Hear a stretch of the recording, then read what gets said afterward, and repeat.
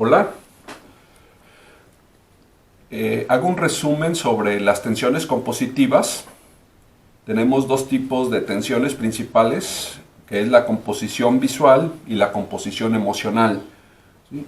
Ambas nos generan tensiones y va a ser lo más importante en nuestra obra. La composición visual, como hemos visto en las clases anteriores, la logramos de diversas maneras, ¿no? Aquí señalo las más importantes.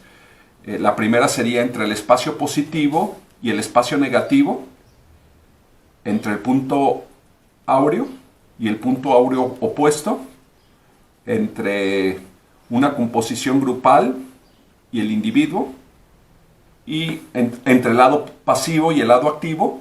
¿Sí? Me refiero a esto cuando teníamos, por ejemplo, que estaban en una línea las cabezas y estaban en un zigzag la base de los pies. Entonces tenemos lado pasivo, ¿sí? Cuando es lineal, lado activo, cuando es zigzagueante, lado pasivo, lado activo, y vimos varias formas de peso visual.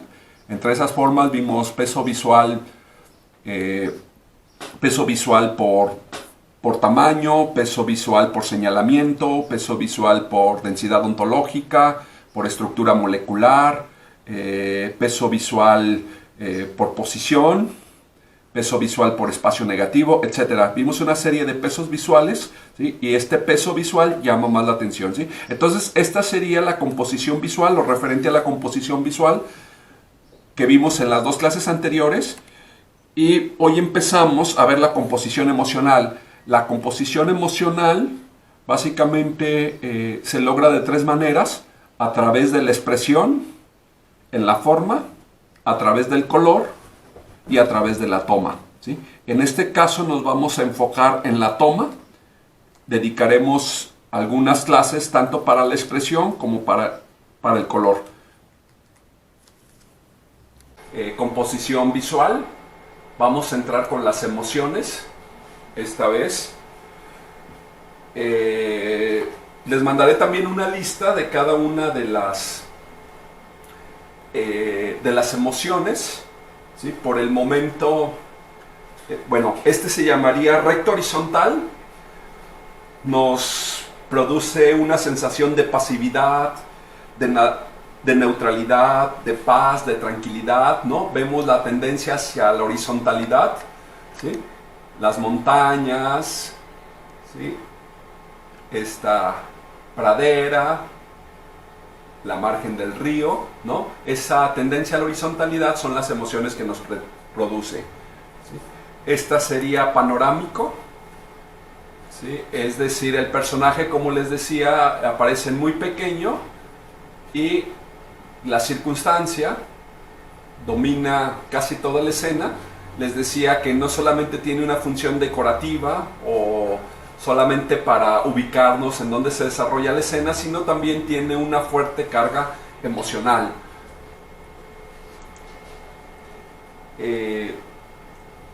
La siguiente sería de detalle. El detalle puede a veces ser más explícito de lo que está sucediendo que una toma completa, ¿no? En este caso está centrada la atención en las botas, ¿sí? Podemos deducir muchas cosas. Es una pelea, ¿no? Ellos son los soldados. Notamos aquí la cantidad de tiros. Sabemos que estamos disparando por la cantidad de casquillos que caen sobre el suelo. Es decir, los casquillos pueden ser más explícitos que las armas. Esta cantidad de casquillos me produce esa sensación de ráfagas de una manera más afortunada que esta metralleta, ¿no? Entonces el detalle se suele a veces cambiar por la escena completa porque me da más información que lo que sería una escena total. Este primerísimo plano, el primerísimo plano crea dos emociones. Una puede ser intimidad o bien puede ser intimidación, ¿no? Hemos tenido experiencias de ambas. Intimidad, ¿no? Cuando nos acercamos sentimos esa sensación de bienestar, ¿no?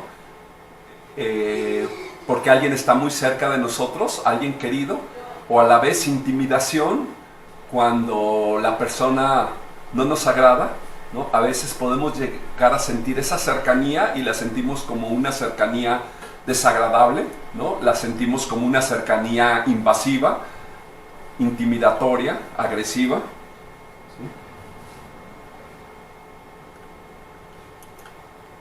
Esta sería plano inclinado, tiene un sentido completamente distinto del plano recto horizontal. En este caso la sensación es de dinamismo. Voy a regresar a algunas escenas para que se vea, ¿no? Mientras que esto es tranquilidad, paz, pasividad, neutralidad. Las emociones que nos producen esta es de velocidad, de dinamismo, de tensión, de peligro, de velocidad. ¿Sí? Hay algo muy importante, es que si yo quiero producir una emoción, esa emoción tiene que ser afín con la escena, con la toma que manejo, ¿no? Por ejemplo, si yo utilizo el plano recto horizontal y quiero producir la sensación de dinamismo, de peligro, de velocidad, ¿sí? Va a ser desafortunada, la vamos a sentir rara, algo no va a funcionar, ¿sí? Porque se produce una contradicción, es decir, la toma me está produciendo ciertas emociones y los personajes me producen otras. Entonces la emoción tiene que tener cierta coherencia, ¿sí? Lo que yo quiero transmitir debe de estar de una manera coherente con la toma que he utilizado. Obviamente todas las reglas son se vale romperlas, todas las reglas se vale romperlas. Entonces una vez que las conoces puedes manejarlas de una manera muy creativa. Hay una película, me estoy tratando de acordar su nombre, ¿no? Donde salen persecuciones. Entonces los personajes utilizan intencionalmente el plano recto horizontal y van huyendo los personajes, van corriendo y se ven de una manera muy cómica. Se ven cómicos porque no corresponde la toma con la escena. Desde luego, ¿no? Una vez que conoces las reglas, puedes romperlas y obtener resultados interesantes, ¿sí? Bueno, se llama contrapicado, la toma. Las emociones que nos producen son de importancia, de poder, de dominación, nos induce temor, ¿sí? Sentimos que nosotros estamos postrados en el suelo y este personaje, ¿no? Ha puesto su espada en nuestro cuello, ¿no? El espectador se convierte en el personaje amenazado, en el personaje vulnerable, ¿sí? Funciona muy bien este tipo de escenas si queremos transmitir esas emociones. El picado es el contrario de ¿sí? En las sensaciones de pequeñez, de indefensión, de vulnerabilidad, ¿sí? Vemos ambos personajes se encuentran armados, ¿sí? Pero este personaje lo percibimos muy vulnerable, sentimos que le va a caer encima un tigre o un vietnamita o no sé qué, ¿no? Pero lo sentimos que lo están acechando y que están a punto de caerle encima, ¿no? Mientras que esta emoción es la contraria, él tiene el dominio, ¿sí? Él tiene el control de los acontecimientos, mientras que acá sentimos ese sentimiento de indefensión. Centrado, yo les doy una recomendación a mis alumnos si es que eviten este tipo de tomas, ¿sí? Evítenlas, sin embargo, hay ciertas emociones que queremos transmitir que funcionan muy bien, ¿no? Centrado nos da la sensación de un poder sobrenatural, de estabilidad, de protagonismo, ¿sí? normalmente si no queremos transmitir esta sensación de algo sagrado, va a ser muy desafortunada, nos va a parecer una composición aburrida, demasiado equilibrada, ¿sí? Cuando no se encuentra justificada simbólicamente, ¿no? El centro va a ser el lugar para lo sagrado o para lo sobrenatural, y esto por una razón, ¿sí? Parménides, un filósofo presocrático, definió el ser, ¿no? Al ser se refería a Dios, ¿no? Cuando hablaban de ser los primeros filósofos es porque evitaban deliberadamente la palabra Dios, porque Dios va perdiendo connotaciones, ¿no? Se va corrompiendo la palabra, ¿no? Con el uso frecuente, ¿no? Por el uso de la religión. Entonces estos primeros filósofos, cuando hablaban del ser, en realidad se estaban refiriendo a Dios. Era otra manera de llamarlo, ¿no? Ya les había dicho que ontos significa ser, ¿sí? Y el que tiene la mayor cantidad de ser es precisamente Dios, ¿no? Por su carácter sagrado. Bueno, entonces, Parménides, cuando da los atributos del ser, dice, entre muchas cosas, que el ser es inmóvil. ¿Y por qué es inmóvil? Porque él está en todos lados. Entonces no necesita desplazarme. Yo, que tengo un ser limitado, ¿sí? Necesito desplazarme porque estoy aquí, pero no estoy allá. Entonces me desplazo. En cambio, el ser no necesita desplazarse porque está en todos lados, ¿sí? De modo que los bizantinos, cuando lo representaron, ¿sí? Lo representaron igual que los egipcios, de una manera afortunada, ¿no? De una manera inmóvil, centrada, ¿no? De frente. Los bizantinos, ¿sí? Lo representaban de esta manera porque él no necesitaba moverse, ¿sí? Él tenía el control sobre todo, ¿no? Vemos que esta imagen hierática, hiero significa sagrado. Bueno, esta imagen hierática, esta imagen sagrada, ¿no? De un dios nórdico, lo percibimos con mucha fuerza, ¿no? Podemos trazar el eje de simetría. Lo que tenemos del lado izquierdo lo tenemos a la vez del lado derecho, un brazo y un brazo, una voluta, otra voluta, ¿no? Las alas, ambos lados del casco, etcétera, ¿no? Es muy simétrica, tiene unas pequeñas anomalías, como es este caso, este ropaje que cae de manera diagonal, ¿no? Se convierte en una anomalía. Los rayos se encuentran 3 de un lado, 3 del otro, la nube centrada, ¿sí? Y sin embargo vemos que funciona muy bien porque lo hierático, el lugar primordial para ello es el centro. Esta imagen cenital, bueno, transmite muy bien la sensación de altura, induce la sensación de vértigo, nos hace sentirnos vulnerables, ¿no? Nos hace sentirnos que podemos caer. Es muy parecida a esta, que es la contracenital. Repito, cenital, contracenital, ¿no? En esta también sentimos una sensación de vulnerabilidad. Nos sentimos en esta escena casi como hormigos. Ha bajado tanto, ha descendido tanto la toma, que nos sentimos muy pequeños y los objetos nos parecen enormes. La catedral nos parece enorme, ¿sí? Si ustedes recuerdan, cuando éramos muy pequeños, cuando éramos niños, era muy frecuente la sensación de vulnerabilidad. Yo entraba, me acuerdo, a las iglesias, ¿no? Y esas paredes, esos techos tan altos, ¿no? Me producían esa sensación de vértigo, me sentía muy incómodo. Dentro de las iglesias sentía que me podía caer el candelero encima, ¿no? Ya con la adultez, desde luego la sensación de vértigo es menos frecuente, ¿sí? Pero nos inducen emociones muy parecidas, ¿no? Tanto aquí porque podemos caer, tanto aquí por la pequeñez, ¿sí? En los dos sentimos una sensación de vulnerabilidad. Esta toma se llama ahogado. ahogado es porque tenemos dos objetos que nos impiden la salida, ¿no? En este caso,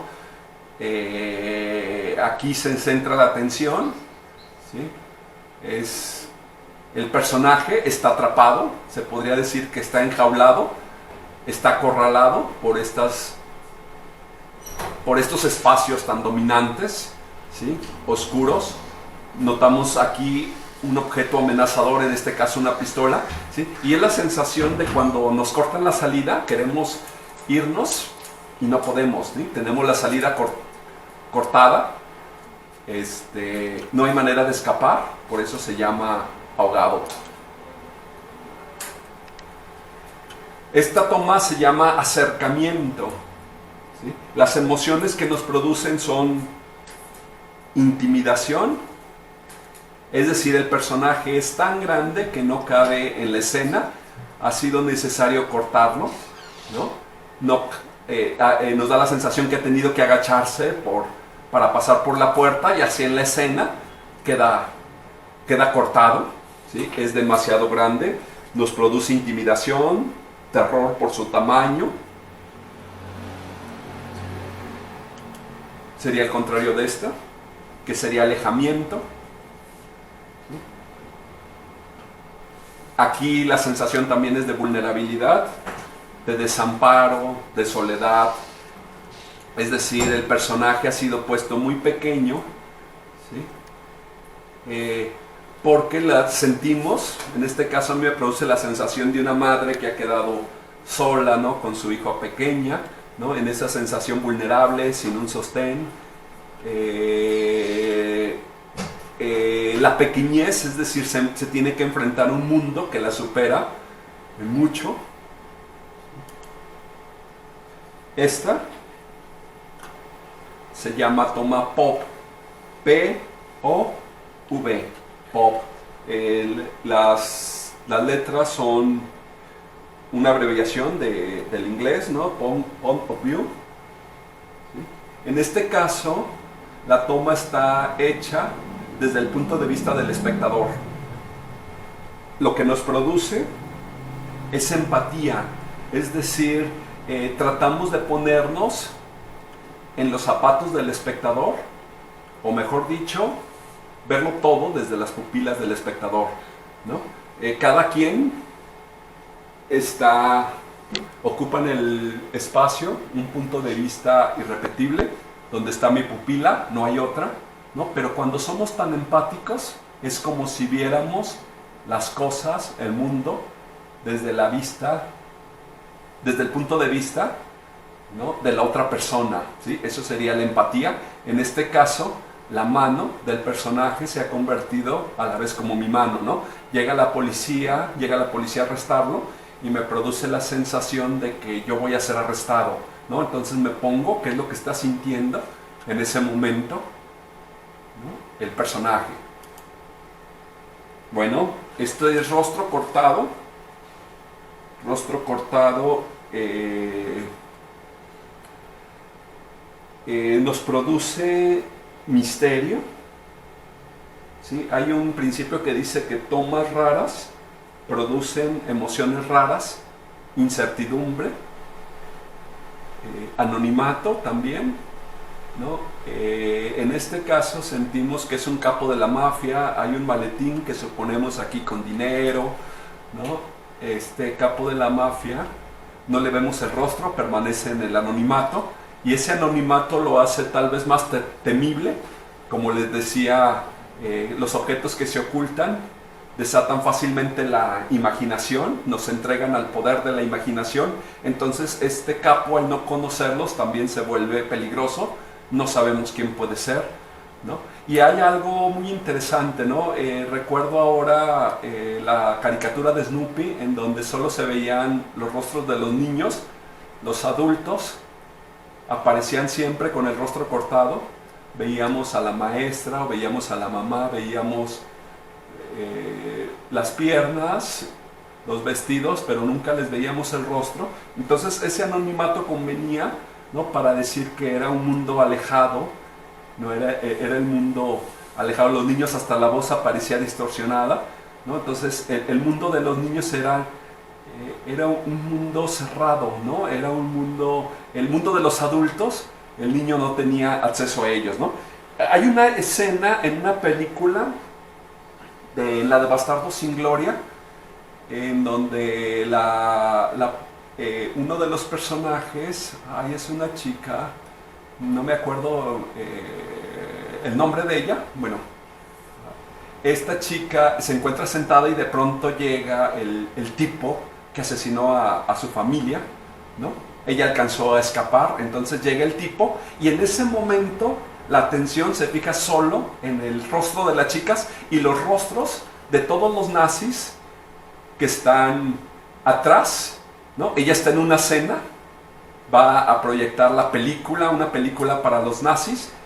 Ella está en la escena y en ese momento cuando entra este tipo, ¿no? Que mató a su familia, se centra la cámara en ella y los rostros de todos aparecen cortados, ¿sí? Quiere por una parte el director, ¿no? En este caso Tarantino, centrar en las emociones de la chica y esto los hace temibles, ¿sí? Porque nos entrega, como les decía, al poder de la imaginación.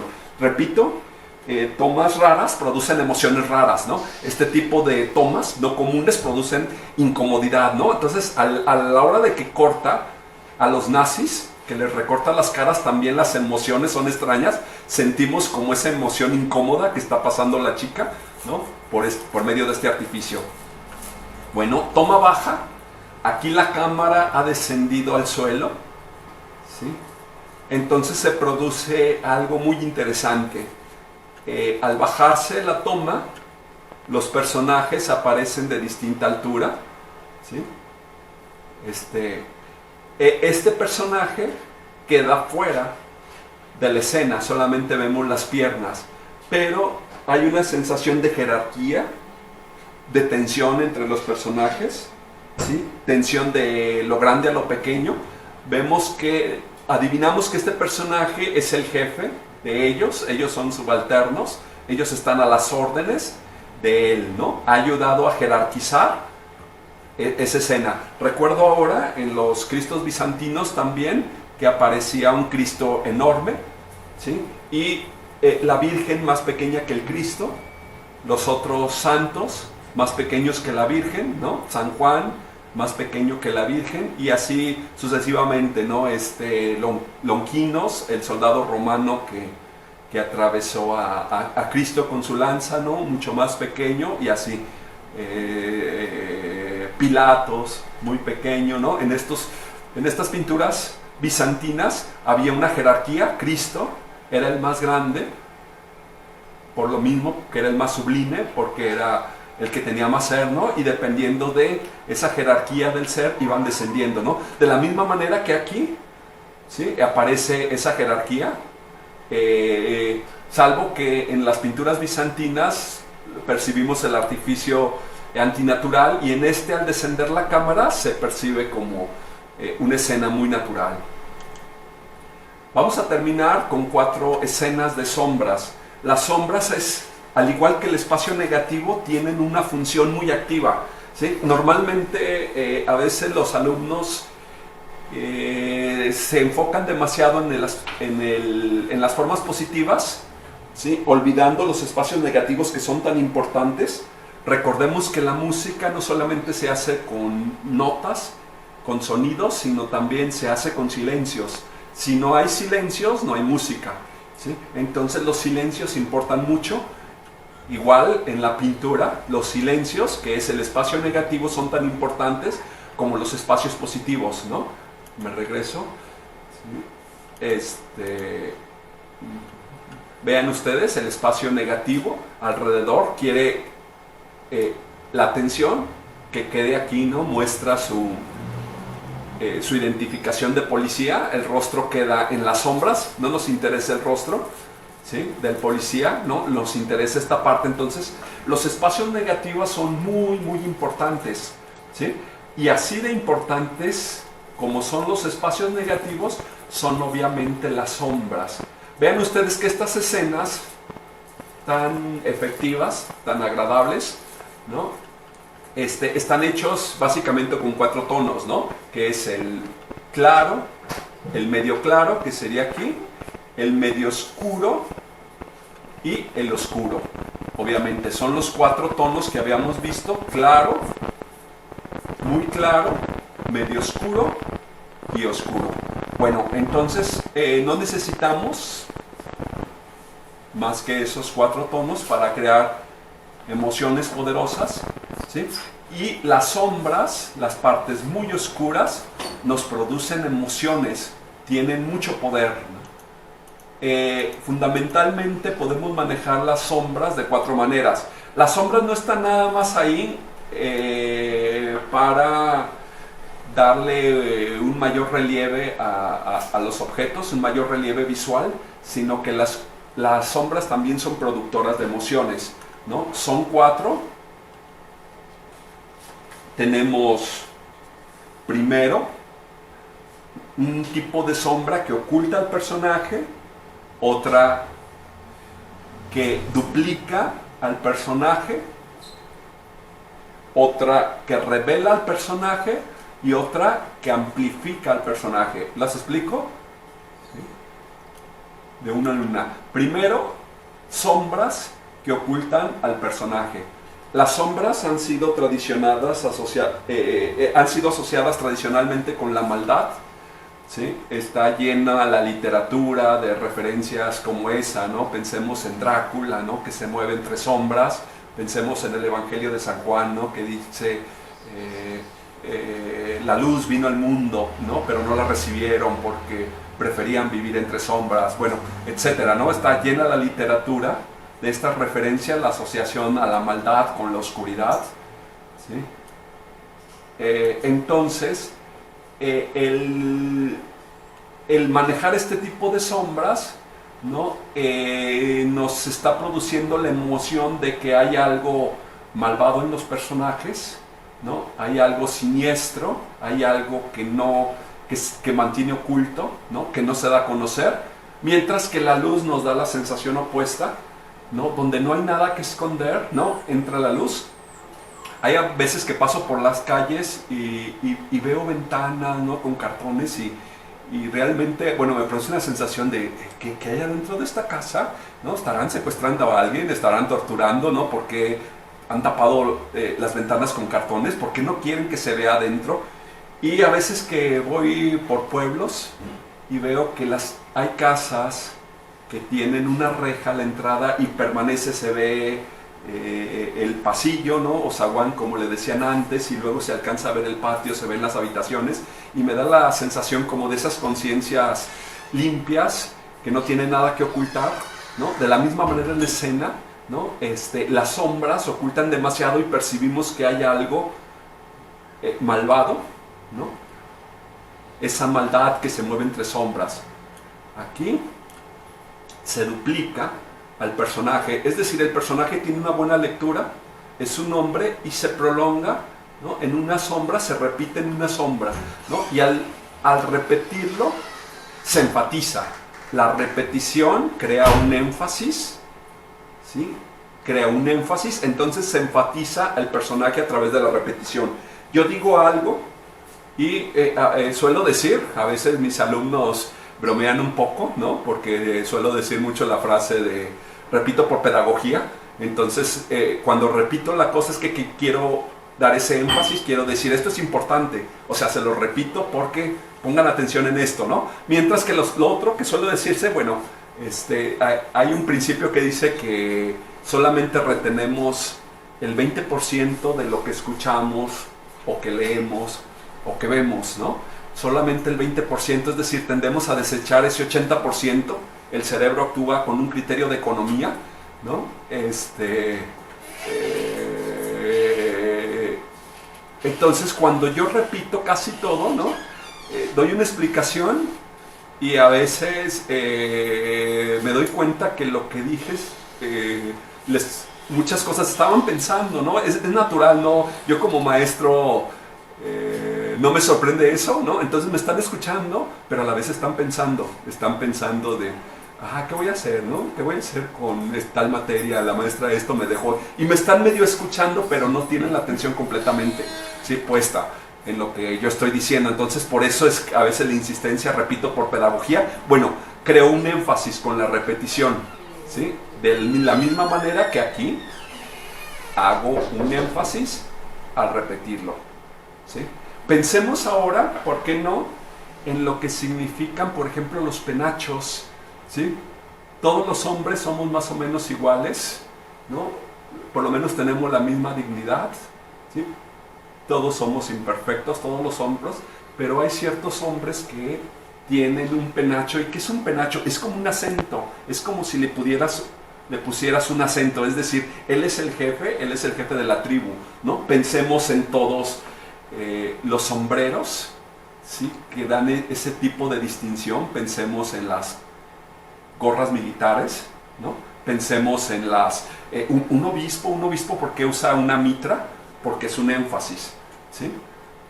Es un énfasis que se pone para distinguirlo de los demás clérigos, ¿no? Entonces es interesante esos énfasis. En este caso actúa como un acento la sombra, ¿sí? Pone un énfasis. La siguiente, ¿sí?, sombra que revela la figura, ¿sí? Vemos una figura desde un punto de vista tal que no la reconocemos, queda abstracta y la sombra nos lo revela, ¿sí? Todas las cosas están veladas por la distracción, y el arte, la función que tiene es revelarlas, ¿no? Vivimos en un mundo literalmente maravilloso, pero la distracción nos vela la maravilla, ¿no?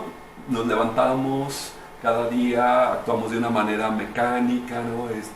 Nos tomamos un café, vamos en el camión pensando en otras cosas, ¿no? Y no notamos lo maravilloso, y de pronto llegas y abres un libro, empiezas a ver una poesía, y esa poesía te revela la maravilla en el que vives, ¿sí? En el milagro, ¿no?,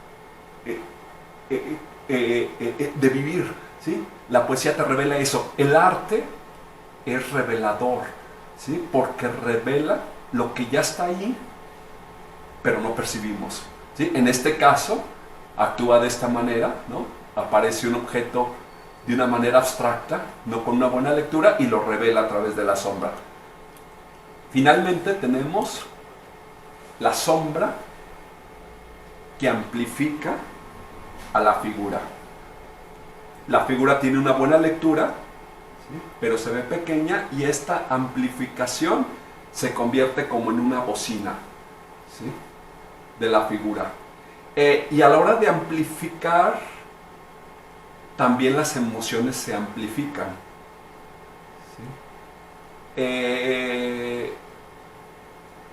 Las emociones tienen bocinas. Pensemos que hay alguien que no nos cae bien, y bueno, convivimos con él, seguramente nosotros tampoco le caemos bien,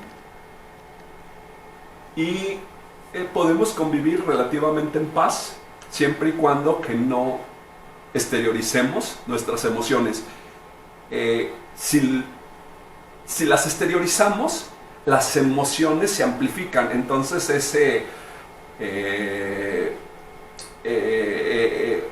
esas emociones de desagrado que nos produce la otra persona, ¿sí?, se amplifican, y es como si sentimos que se duplicara o triplicaran las emociones, ¿sí?, hacia esa persona, ¿no? Entonces lo prudente es quedarse a veces callado, ¿no? Puede ser a veces en el odio, o puede ser también en el amor, ¿no? Una vez que podemos amar a una persona en silencio, ¿sí?, y las emociones están en calma, pero una vez que se amplifican, ¿sí?, pueden a veces convertirse en líos, porque cuando nosotros declaramos el amor, ¿sí?, se amplifican las emociones, y a veces es más difícil el control de ellas. Bueno, como les decía, tiene esta función, ¿sí? ¿Sí? Aparece esta figura pequeña, queda amplificada por la sombra, y la emoción se amplifica. Hay una escena que a mí me gusta de una película de Drácula. Entonces Drácula ha recibido a su invitado en el castillo, ¿no? Creo que están en la cena, ya hace mucho tiempo que vi la película, y aparece en la pared la, la sombra de Drácula, ¿sí? Nos produce una sensación de terror, ¿no? Porque se ha amplificado esa figura aparentemente vulnerable, ¿no? De un anciano, ¿no? Que da la sensación por su edad de indefensión. Al quedar amplificada, nos da una sensación de miedo, ¿sí? Nos parece muy amenazador, ¿sí? Las emociones se amplifican, se amplifica el terror, ¿sí? Ya después la emoción, eso no me gustó tanto porque él hace otras cosas y la sombra se disocia, empieza a hacer otras, ¿sí? No veía necesidad de eso, a mí me parecía que ya con esa imagen amplificada ya era muy interesante, pero en fin, ¿no? Bueno, con esto terminamos las emociones, composición emocional. Bueno, para la tarea sexta vamos a poner cada composición con su nombre y describir las emociones que produce. Son muchas emociones. Recuerden, por ejemplo, en la primera que era una toma horizontal, ¿no? Que producía una sensación de pasividad, de calma, de equilibrio, de tranquilidad, de armonía, etc. Entonces cada emoción, cada composición va a ir descrita con la serie de emociones que produce. Muchas gracias, hasta el próximo video.